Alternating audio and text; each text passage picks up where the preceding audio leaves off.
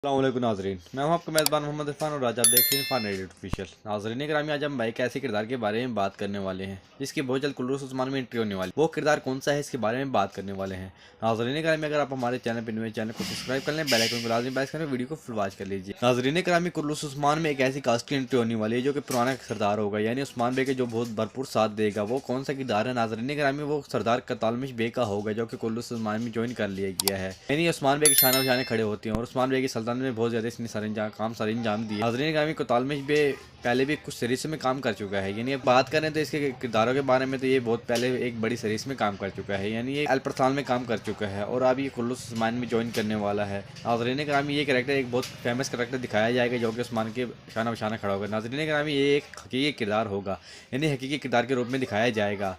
तो नाज़रीन ग्रामी, इस कास्ट के बारे में आप लोगों की क्या राय है? ये कास्ट कैसी रहेगी कुल्लूस उस्मान में? तो आप मुझे कमेंट सेक्शन में लाजमी जवाब दे सकते हैं। तो आज की वीडियो इतनी है। अगर आपको वीडियो को कोई पार्ट लग रहा हो तो वीडियो को कमेंट सेक्शन में लाजमी जवाब दीजिएगा। आज की वीडियो इतनी, अल्लाह हाफिज़।